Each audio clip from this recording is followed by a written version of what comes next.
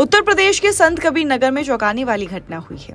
यहाँ एक पति ने अपनी पत्नी की उसके प्रेमी से शादी करा दी। यहाँ तक कि 2 बच्चों को भी अपने पास रख लिया। बोला कि तुम अपने प्रेमी के साथ अपना पूरा जीवन बिताओ, बच्चों का पालन पोषण मैं करूंगा। क्या एक लड़की के लिए अपनी हवस को पूरा करना इतना जरूरी होता है कि वो एक अपने अच्छे खासे पढ़े लिखे पति को छोड़कर एक दूध वाले के साथ संबंध बनाए? आज की जो वीडियो हम आपके लिए लेके आए हैं, इस वीडियो को देखकर आपको कुछ ना कुछ सीख जरूर मिलेगी। तो इस वीडियो को लास्ट तक देखें, साथ ही चैनल को सब्सक्राइब जरूर कर लें, क्योंकि हम आपके लिए अलग अलग स्टेट से क्राइम की वीडियोस लाते रहते हैं ताकि आप सतर्क रहें और आप ऐसे किसी क्राइम में ना फंस सकें। साथ ही हमें कमेंट में ये जरूर बता दें कि आप कौन से स्टेट से हमारी ये वीडियो देख रहे हैं। दरअसल बात है यूपी की राजधानी लखनऊ की। लखनऊ से थोड़ी दूर एक गांव था जहां पर एक रवि नाम का व्यक्ति रहा करता था, जो कि बैंक में एक ऑफिसर था, वो भी लखनऊ के बैंक में।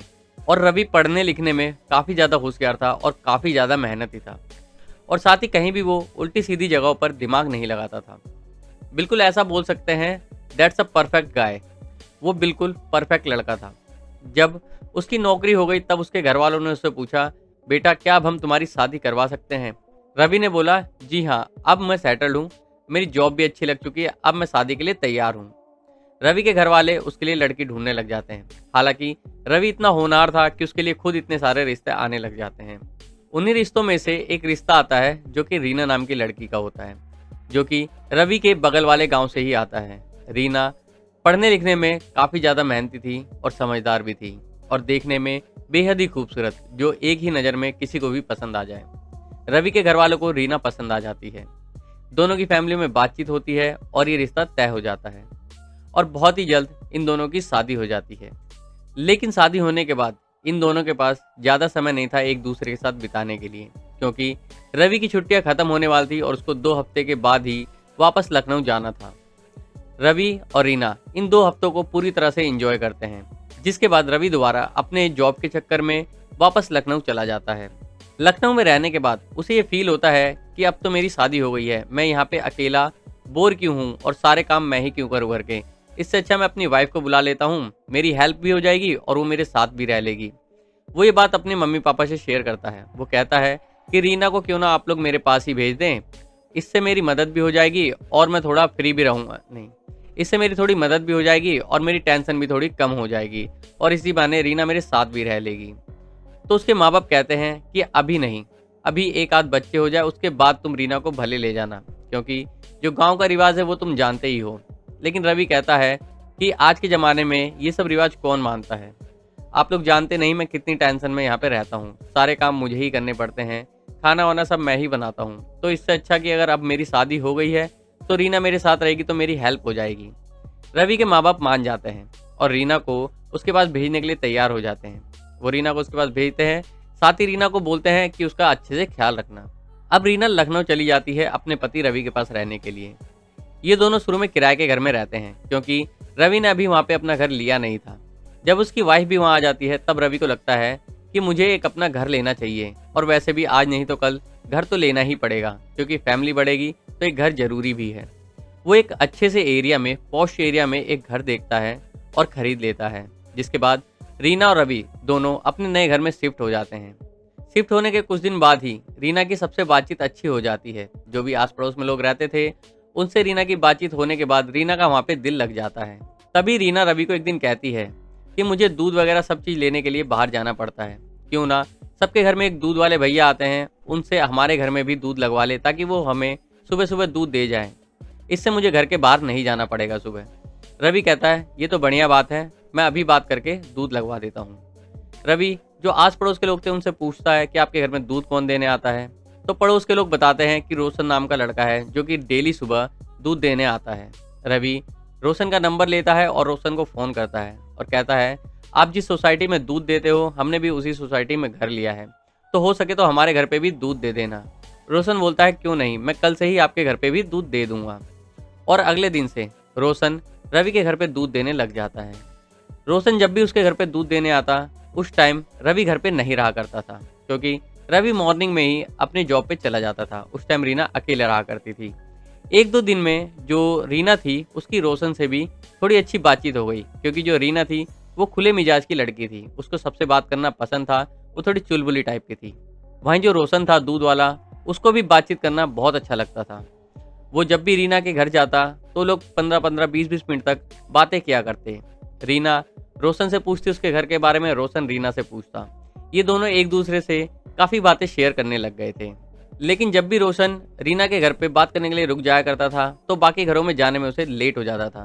बाकी घर वाले उससे शिकायत करते थे कि तुम अब लेट क्यों आते हो, पहले तो तुम बिल्कुल टाइम पे आ जाते थे। तो रोशन डिसाइड करता है कि अब से मैं सबके घर पे दूध देने के बाद ही रीना भाभी के घर जाया करूँगा, फिर चाहे बात करने में टाइम भी लगे उससे कोई फ़र्क नहीं पड़ेगा। और रोशन ऐसा ही करता है। रोशन अब सबके घर में दूध देने के बाद रीना के घर में जाता है और दूध देता है, जिससे अब वो और भी ज़्यादा देर रीना से बातचीत कर लेता था। इन दोनों की बातचीत अब बहुत ज़्यादा बढ़ गई थी। दोनों ने एक दूसरे का नंबर तक एक्सचेंज कर लिया था। अब ये लोग मॉर्निंग में तो बात करते ही करते थे, साथ ही एक दूसरे से कॉल पे भी बात किया करते थे। ये दोनों एक दूसरे को अब पसंद करने लग गए थे। रीना का तो पता नहीं, लेकिन रोशन के मन में जरूर रीना के लिए कुछ ना कुछ ऐसा था।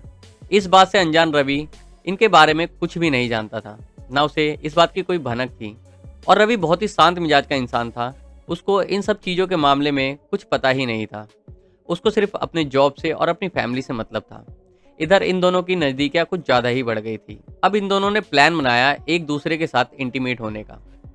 एक दिन जब रवि घर से जॉब पे जा चुका था और रोशन रीना के घर पे दूध लेके गया, तो रीना ने रोशन को घर के अंदर बुला लिया और गेट बंद कर दिया। और इन दोनों ने लगभग 1 घंटे तक निर्वस्त्र होकर साथ में संबंध बनाया।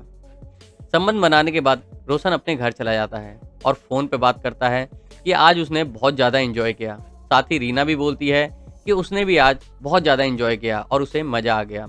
अब ये सिलसिला डेली का हो गया था।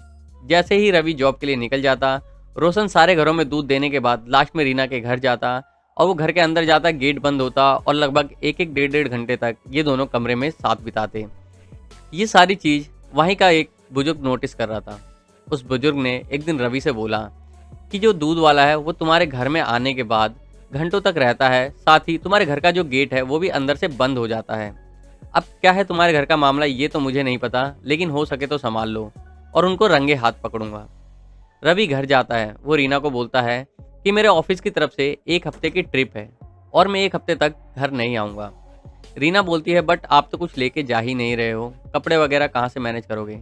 रवि बोलता है वहाँ सारा इंतजाम है, सब मैनेज हो जाएगा, और अगर तुम्हें अकेलापन महसूस हो रहा है तो अपनी बहन या मम्मी को यहाँ पे बुला सकती हो। रीना बोलती है नहीं नहीं, मैं अकेले मैनेज कर लूँगी, आप ध्यान से जाना। रीना के मन में तो लड्डू फूटने लग गया था, क्योंकि पहले वो 1-2 घंटे ही अपने प्रेमी के साथ रहा करती थी, लेकिन रवि अगर घर से बाहर जाता है तो अब वो दिन रात रोशन के साथ रह सकती है और पूरे मजे ले सकती है। इतना कहकर रवि घर से चला जाता है। रवि के जाते ही रोशन घर में आता है और दोनों एक साथ चाय पीते हैं और संबंध बनाते हैं।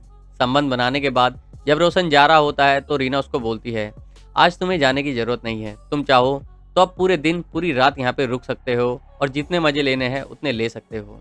रोशन बोलता है क्यों, ऐसा क्या हो गया। रीना उसे बताती है कि मेरे पति 7 दिन के लिए जॉब के सिलसिले में बाहर गए हुए हैं और वो घर नहीं आएंगे। निर्वस्त्र होकर इंटीमेट होने लग जाते हैं। तभी रवि घर के बाहर आता है। रवि को अपने घर के बारे में सब कुछ पता था कि वो कहाँ से एंट्री कर सकता है या कहाँ से वो घर के अंदर देख सकता है। रवि पहले खिड़की से देखता है। वो खिड़की से देखता है कि उसकी वाइफ और जो दूध वाला रोशन था वो आपत्तिजनक स्थिति में इंटीमेट हो रहे हैं और दोनों बहुत ही ज़्यादा मज़े ले रहे हैं। वो उस टाइम भी कुछ नहीं करता। अब वो मेन गेट पे जाता है और गेट खटखटाता है। जैसी गेट की आवाज़ आती है रीना हैरान हो जाती है, वो डर जाती है। वो तुरंत गेट के पास आती है और होल पास में से देखती है कि कौन है। उसको जैसी रवि का चेहरा दिखता है उसके पसीने छूट जाते हैं, क्योंकि उसने अभी तक कपड़े भी नहीं पहने हुए थे। वो वैसे ही गेट के पास आ गई थी। वो तुरंत बेडरूम में वापस भाग के जाती है और रोशन को बताती है कि मेरे पति आ गए। दोनों तुरंत कपड़ा पहनते हैं। वहीं जो रोशन होता है वो बेड के नीचे छुपक जाता है और रीना गेट खोलती है। खोलते ही रीना उससे पूछती है कि क्या हुआ, तुम घर कैसे आ गए, तुम तो बाहर गए हुए थे। तो रवि बोलता है कि जो प्लान था वो पोस्टपोन्ड हो गया है, अब मैं नेक्स्ट वीक बाहर जाऊंगा। तो रीना बोलती है ठीक है, आप फ्रेश हो जाओ, मुंह हाथ धो लो, मैं आपके लिए खाना बना देती हूँ। रीना प्लान बना रही थी कि अगर वो वॉशरूम में चला जाता है तो वो अपने प्रेमी रोशन को घर से निकाल देगी। लेकिन रवि को तो सारा कुछ पता ही था। वो हॉल में ही बैठ जाता है और रीना को बोलता है कि तुम 3 कप चाय बना के ले आओ, मुझे चाय पीना है। रीना बोलती है 3 कप चाय क्यों, हम तो 2 ही जने हैं। रीना किचन में जाती है और 3 कप चाय बनाती है।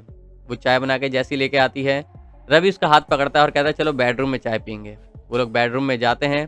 तभी रवि बोलता है जो भी बेड के नीचे छुपा है वो बाहर आ जाए, क्योंकि मुझे सब पता है कि यहाँ पे क्या हो रहा था। ये सुनते ही जो रीना थी उसके तो चेहरे का रंग ही उड़ जाता है।